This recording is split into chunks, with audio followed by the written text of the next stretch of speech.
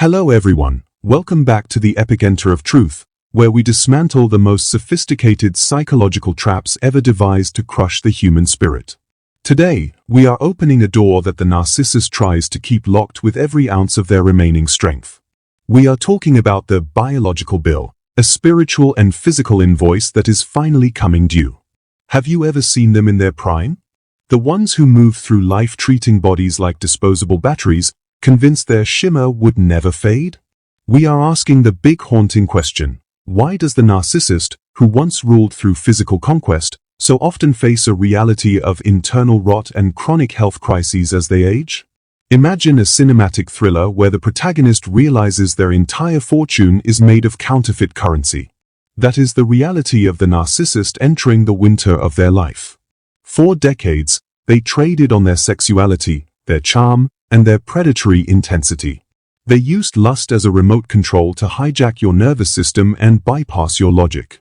But time is the only judge a narcissist cannot bribe, gaslight, or charm. The price of the hunt is the realization that they spent their entire lives harvesting the energy of others while planting absolutely nothing in the soil of their own soul. Now, the harvest is over, and the hunger is beginning to scream. You've likely spent years feeling like you were the one losing, trapped in the fog of their sexual power. You saw them move from one supply to another with the cold efficiency of a machine. But tonight, we are exposing the secret knowledge that the predator hides behind the thinning mask. Every free conquest they enjoyed was actually a high-interest loan taken out against their future sanity and physical health. They never learned how to connect, they only learned how to consume. Now that the physical tools of consumption are breaking down, they are finding themselves bankrupt in a world that demands a currency they simply do not possess. The internal rot we are analyzing today is a visceral, clinical, and inescapable psychological and biological decay. In their prime, the narcissist used their physicality to reset the abuse cycle. Whenever they hurt you, they used intimacy to sedate your brain and make you forget the monster in the room. It was a chemical reset designed to keep you addicted. But as they age, that drug loses its potency. The pathological end we are discussing is the narcissist's discovery that they have successfully alienated every person who could have truly loved them, leaving them alone in a body they can no longer control. Think about the contrast that defines their current suffering. Moments ago, in the timeline of their delusion, they were the great seducer, the magnetic force that everyone wanted to orbit. Now, there is a wall of static. The narcissist has effectively unplugged from the world because the world has stopped reflecting back the God image they demand. They are left staring at the ceiling in the dark, wondering how they became so invisible. This is not just aging, this is a systemic ego collapse. They are realizing that without their sexual gravity, they have no weight at all. They are drifting into a void of their own creation. The haunting question lingers because the disconnect is so brutal. How can someone who once had so many options end up with absolutely nothing? This is the core of the addiction to lust. The narcissist used sex to avoid the difficult work of building a character. They mistook conquest for competence and passion for partnership. Now, they are a pathological scavenger, looking for scraps of validation in a world that has moved on. The cruelty they once inflicted on you has returned as a cold silence that haunts their every waking hour. Nature is finally collecting the principal and the interest in full. You are here because you are sensing that the tables have turned. You are starting to see the predatory fatigue in their eyes. You are realizing that your no was not just a boundary, it was the first nail in the coffin of their grandiosity. The narcissist is a pharmacological predator who has run out of toxins to inject. They want you to stay in the fog, feeling sorry for their health issues or their loneliness, but I am here to tell you that their suffering is the logical conclusion of their own design. They chose a path of reckless consumption, and they are now facing the inevitable biological consequences of that choice. The narcissist's suffering is unique because it is starvation in a sea of plenty. They see people around them experiencing real love, real legacy, and real health, but they cannot taste any of it. To them, those things require vulnerability, which they view as a weakness. So, they double down on the hunt, trying to scavenge for one last hit of youthful energy. It is a disgusting, desperate habit that reveals the rot inside. They are like a dying sun trying to consume its own planets just to stay bright for one more second. But the light is gone, and the cold reality of their physical decay is settling into their bones. Stay with me, because we are moving past the feel-good illusions and into the clinical breakdown of this collapse. You need to understand the mechanics of their biological bankruptcy if you ever hope to stay free from their pity plays. The narcissist wants you to believe their current misery is tragic, but I am here to tell you it is analytical. It is the standard operating procedure of a soul that attempted to bypass the laws of human connection and hygiene. The price of lust is the total erasure of the self. They are becoming a living ghost in a world of flesh, and the secret knowledge is your shield. The exposure begins now. Don't look away, even if the truth feels heavy. The haunting question of why they face such a brutal end is about to be answered with such blunt force that the chains of your remaining guilt will begin to crack. You are not unloving for witnessing their collapse, you are a witness to justice. We are going to deconstruct the psychological and biological decay, paragraph by paragraph, until you see the predator for what they really are, a hollow creature standing in a graveyard of their own choices, paying the ultimate price for a life built on the reckless theft of souls. To understand the internal rot of the aging narcissist, we must first analyze the neurochemistry of the void. For decades, the narcissist operated as a dopamine junkie. They used free sex and high-intensity conquests to spike their reward system, bypassing the need for oxytocin pathways, the chemicals responsible for long-term bonding, safety, and peace. Now, as they age, their brain is a clear-cut forest. They have literally pruned away their capacity for contentment. They are physically incapable of feeling safe because they spent 50 years training their brain to only respond to the hunt. Imagine a house built with stolen bricks that are now starting to crumble. The narcissist's false self was constructed entirely out of the validation they siphoned from their victims. Sexuality was the mortar that held it all together. But as their sexual gravity weakens, the mortar turns to dust. They are experiencing ego fragmentation. Without a constant flow of new energy, they literally start to feel like they are disappearing. This is why they become the most suffering person. They are undergoing a slow-motion ego death. They are forced to watch themselves become irrelevant in real time. The narcissist's hidden motive was always the theft of worth.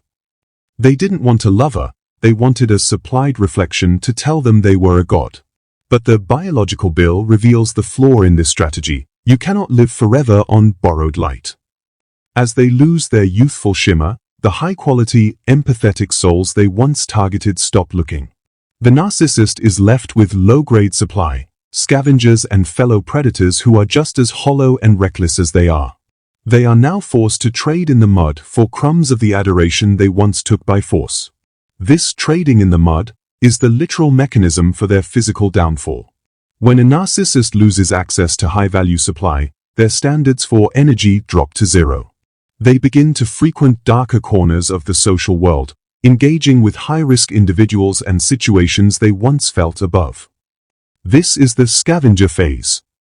Their desperation for a hit of validation overrides any sense of self-preservation or hygiene. They become a magnet for biological consequences because they are no longer hunting for connection, but for a chemical fix at any cost. Their internal chaos is a feedback loop of shame. Because they used lust as a reset button for their insecurities, they never learned how to actually process a single emotion. Now, as the reset button fails, 50 years of unprocessed shame is returning all at once. They are haunted by the ghosts of the discarded. Not because they feel remorse, but because those people represent a potency they no longer possess. The free sex of the past has become the chains of the present. They are tethered to a version of themselves that is dead, forced to carry the corpse of their youth. Let's talk about the metabolic cost of grandiosity. Maintaining the mask requires an incredible amount of psychological energy. As the narcissist ages, they simply don't have the metabolic reserve to keep the lie going. The mask is getting too heavy. The price of lust is the moment the mask finally falls and stays down. They are revealed to be a sexual scavenger with nothing to offer but a collection of rehearsed lines and a desperate, predatory energy. The suffering comes from the self-loathing they feel when they see the repulsion in the eyes of others. They have become a loser. There is a visceral predatory fatigue that defines their daily existence. The narcissist is tired of the hunt, but they are terrified of the silence.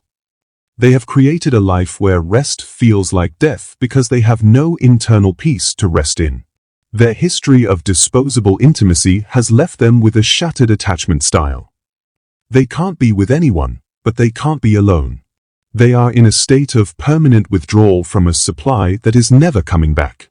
They are addicts whose drug of choice has been discontinued by the laws of nature and the passage of time. The narcissist's suffering is exacerbated by their cognitive dissonance. They still view themselves as the great seducer, but the mirror and the world are telling a different story.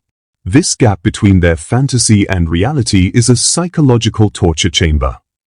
Every failed attempt at new supply, every rejection from a younger target, is a narcissistic injury that cuts to the bone. They are bleeding out from 1,000 tiny humiliations. They are pathologically obsessed with reclaiming the past, which ensures they can never actually inhabit the present. They are a ghost. Why does this matter to you? Because it proves that their winning was a heist that they couldn't get away with. While you were doing the hard work of building a soul, they were leasing theirs for a fleeting high. The biological rot is the total system failure of a personality structure built on the objectification of others. They are now starving at a banquet they spent their whole lives poisoning. You are free to grow, they are only free to decay. You are the survivor of a predator who is now being hunted by their own reckless history. The truth is your shield. We are moving into Chapter 3, the dramatic turning point. This is where the mask doesn't just slip, it shatters in public. We will explore what happens when the aging narcissist tries to use their old tricks on a world that has already moved on. This is the moment the deadly curse becomes an active collapse. You will see the narcissist react with a rage that is as pathetic as it is terrifying. The thriller is reaching its peak, and the truth is about to become your final victory. The scavenger is about to discover that the energy they stole was never theirs to keep. The dramatic turning point in the life of the aging narcissist is a cinematic fall from grace that happens in the cold light of irrelevance. It starts with the failure of the gaze. For decades, the narcissist relied on the eyes of others to confirm their existence. But the biological bill ensures that those eyes eventually look away. There is a moment, sharp and visceral, when the narcissist realizes they have become background noise. They walk into a room expecting a hush of admiration, but they are met with a wall of indifference. The hunter has become invisible. Watch how the narcissist reacts when their sexual gravity fails. They don't go quietly, they enter a state of hypercompensation. They dress younger, they talk louder, and they engage in reckless provocation. They are trying to force the mirror to show them the old image. They target someone significantly younger, a new host they hope will reset their clock. But the predatory energy they once masked as intensity now smells like despair. The shift in power is absolute. The narcissist is no longer the prize, they are the creep that everyone is warning each other about. This is the moment the narcissist's control fails at the foundational level. In their youth, they could gaslight their way out of any rejection. They could tell themselves the other person was too weak or not on their level. But the price of lust removes the delusion of superiority. They are forced to face a string of unambiguous rejections that no amount of narcissism can spin into a victory. The deadly curse is the total loss of the script. They are an actor standing on a stage, reciting lines from a play that ended 30 years ago, and the audience has already left. The narcissist's reaction to this loss of power is a malignant rage that they can no longer hide. They start to attack the very concept of youth and beauty in others. They become hypercritical, bitter, and vocal about the moral failings of a world that no longer finds them attractive. This is reaction formation at its darkest. They are venting their internal suffering by trying to poison the joy of everyone around them. They are like a spiteful ghost trying to break the toys of the living because they can no longer play with them. Their need is a screaming void. The cinematic plot twist for you is the realization that they are pathologically obsessed with your memory. As their world shrinks, they start to revisit the people they discarded decades ago. They might reach out with a hoover that is draped in false nostalgia. They are trying to reclaim a time when they still had potency. But when you look at them now, you don't see the seducer, you see a shriveled predator trying to sell a broken product. Your indifference is the final judgment. They realize that while they were chasing lust, you were building soul equity. The internal rot manifests as a sexual devaluation of the self. Deep down, the narcissist has always hated themselves, but their sexual prowess was the anesthesia for that self-loathing. Now that the anesthesia is wearing off, the surgery of reality begins. They are forced to feel the full weight of their own emptiness. They look at their history of conquest and realize it wasn't a victory over others, it was a hollowing out of themselves. They are sexually doomed because they have become a sexual junkie with no dealer. They are in withdrawal from themselves. Watch the social consequences as they try to game the new digital landscape of intimacy. The old narcissist is a Luddite of the soul. They try to use the same manipulation tactics on apps that worked in bars in the 90s. But the digital witness is permanent. Their reputation as a predator follows them like a digital shadow. The deadly curse is the death of the secret. They can't just move to a new town and start over. The world has shrunk, and their history is a public record that warns everyone of the rot they carry in their soul and their body. The narcissist enters a bunker mentality. They retreat into a smaller circle of low-quality enablers and paid supply. They are suffering because they have lost the ability to inspire genuine desire. Every intimacy they have now is transactional, whether it's for money, for pity, or for a temporary ego boost from someone even more broken. This is the end stage. They are feeding on the sick because the healthy have all fled. It is a dark documentary of a soul in decay, and the rot is the only thing they have left to share. It is a biological destiny. Use the visceral metaphor of the gilded cage. The narcissist's past is a cage made of all the people they could have been. They are trapped in the glory of their youth, looking out at a world that is moving forward into authentic aging and real connection. The lust of the past is the bars of the cell. They can't connect with people their own age because they view aging as a failure. They can't connect with the young because they are a threat. They are sexually doomed to a limbo of their own creation. They are living ghosts in a world of flesh. We are moving into Chapter 4, the collapse and the silence. This is where the deadly curse takes its final toll on their internal peace.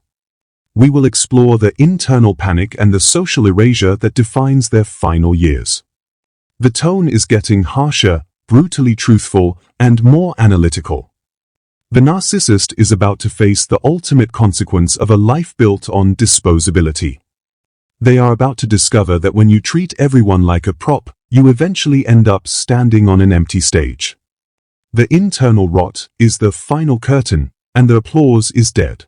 The collapse of the aging narcissist is a slow-motion tragedy that takes place in the grey room of their own isolation. This is the internal panic phase of the biological bill. For 50 years, they used the noise of conquest to drown out the screaming silence of their own emptiness. But as the deadly curse settles in, the noise stops. They are forced to sit in a room with the one person they have been running from their entire life, their true self. And that person is a monstrous stranger. The panic is absolute because they have no internal resources. Socially, the consequences of their predatory youth are a total social erasure. The narcissist never realized that relationships are investments. By treating people as disposable batteries, they have ensured that no one is standing by their side in the winter of their life. They are suffering through a clinical aging, a life of doctors, nurses, and paid help who see them not as a great seducer, but as a difficult patient. This is the ultimate humiliation. The person who once owned the room, is now managed by people who find them pathological. The tone here is dark and brutally truthful. The aging narcissist is sexually irrelevant, and that irrelevance is a death of 1,000 cuts. They still have the hunger, but they have lost the bite. They spend their time stalking the success of the survivors, scrolling through the social media of the people they tried to break, and feeling a rage that is as hot as it is helpless. The reckless lust was a high-interest loan they took out on their future health, and now the collection agency of reality is at the door. They are bankrupt in a world that demands integrity. Watch the unraveling of their sexual identity. The narcissist often turns to degradation or bizarre behaviors to feel a flicker of the old power. Because normal intimacy is a closed door, they explore the darkest corners of the human experience, looking for a new shock to reset their fried dopamine receptors. This is the end stage of their internal rot. They are descending into the mud because they can no longer reach the stars. They are perverting their own memories, turning the conquests of the past into a weapon of self-destruction. The internal panic manifests as a physical decay that is accelerated by their mental rot. The narcissist's stress of losing control is a cortisol poison that withers them from the inside out. They look haggard, gray, and haunted. They are suffering in a biological prison. They are trapped in a body that they hate because it no longer performs the magic. They are at war with their own flesh. They spend fortunes on anti-aging, but they are trying to put a new coat of paint on a rotted foundation. The doom is structural.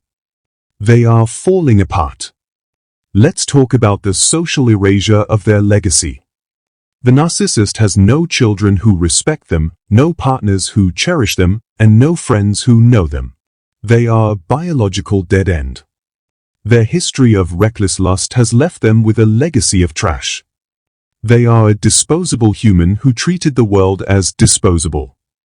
The deadly curse is the realization that when they leave this world, they will leave no trace. They are a flicker of static about to be swallowed by the black. They are doomed to a final discard by nature.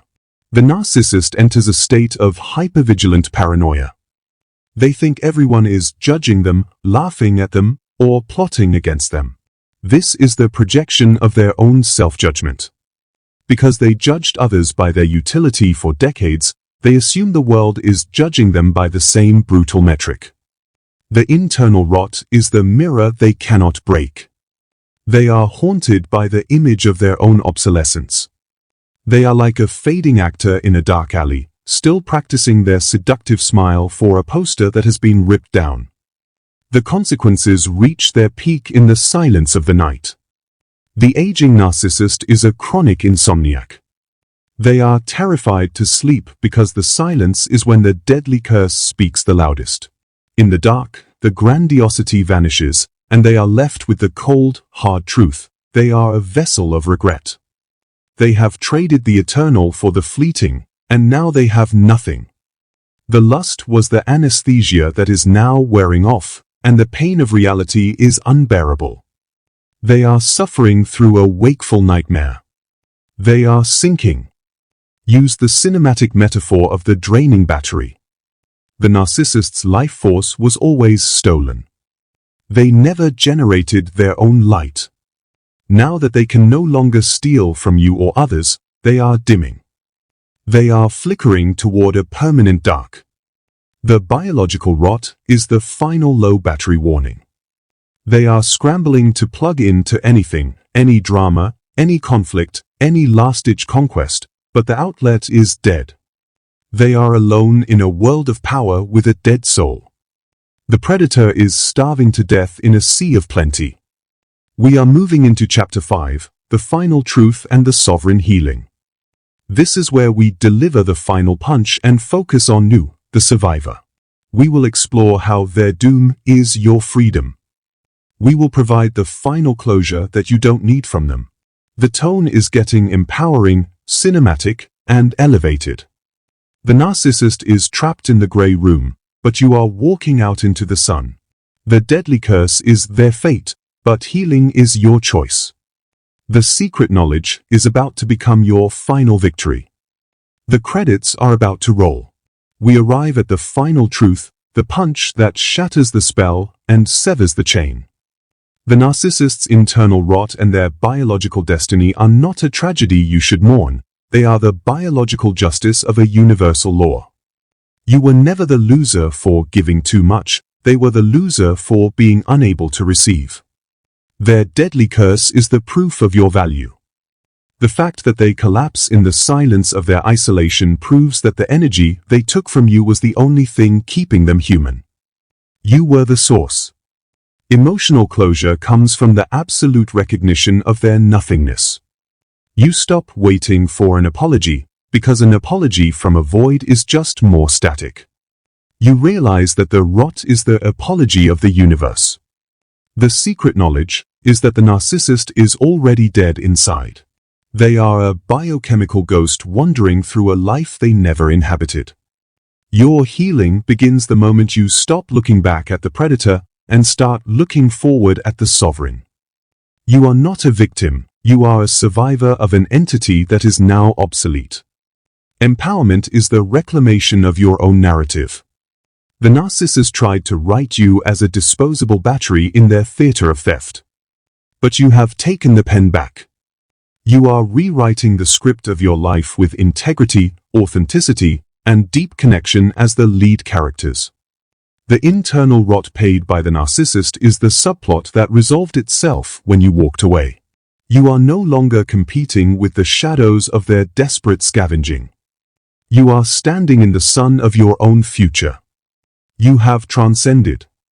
Let's deliver the final truth punch. The narcissist's history of reckless lust was a declaration of bankruptcy.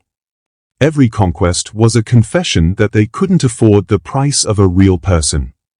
They stayed in the shallows because they were terrified of the deep. But you are the deep. You have the capacity for suffering, and therefore you have the capacity for joy. You have the capacity for loss, and therefore you have the capacity for love. The narcissist is sexually doomed because they sold their depth for a puddle. You are an ocean. The sovereign healing is a cinematic closing of the sacred self. You are sealing the doors of your energy field to the predatory frequency. You are tuning your soul to the frequency of the real. You look at the aging narcissist and the internal rot, and you feel a clinical indifference. They have no power over you because they have no reality. They are a glitch in the simulation of love that you have already exposed. You are whole. You are sovereign. You are free. The deadly curse is their prison, and awareness is the key. Provide yourself with the final closure. I was never broken, I was only harvested. And now, I am growing again. The narcissist's biological rot is the mulch for your new garden. You are using the pain they gave you as the fuel for your ascension. You are becoming the person they were terrified you would be, a person who is self-sufficient, spiritually aligned, and utterly untouchable. The internal rot is the final act of their hollow drama, but your healing is the first act of a new reality. You are the alchemist of your own trauma. Think of the survivors watching this right now. We are a tribe of the awakened. We are the light that exposes the void. By witnessing the biological destiny of the narcissist, we are validating the truth of the heart. We are ending the generation of sexual theft. We are reclaiming the sanctity of intimacy and energy. Your healing is a revolution against the predatory matrix. You are the living proof that integrity wins. The narcissist is doomed to isolation, but you are destined for union with self and with source. You are the victor. As the credits roll on this psychological breakdown, remember the final line. The predator's winter is silent, but the survivor's spring is a symphony. The narcissist is trapped in the memory of a lust they can never feel again. You are entering a warmth that will never fade. Their internal rot is the static that is fading into the black. Your life is the signal that is getting stronger. You have survived the curse, and you have claimed the blessing. The thriller is over. The truth remains. You are invincible. You are sovereign. Let the hypnotic reality of your freedom settle into your bones. The narcissist's biological fate is a natural law that you don't need to enforce. You can drop the burden of justice and retribution. The universe is already executing the sentence. Your only job is to live. To live authentically. To live deeply. To live loudly. The internal rot of the predator is the vacuum they created. Your life is the atmosphere that fills the space. You are the winner because you remained human in the presence of the inhuman. You are the light. You are walking out of the graveyard and into a world where your light is your own, where your energy is protected, and where your body is no longer for sale. The narcissist is left behind, the victim of their own reckless choices, a starving ghost in a hall of mirrors, forever chasing a reflection they can never hold. They will continue their desperate scavenging until the very end, but they will do it in a world where you no longer exist as their prey. Your healing is the ultimate victory, and your sovereignty is the final truth. Nature never forgets a debt, and you are finally debt-free.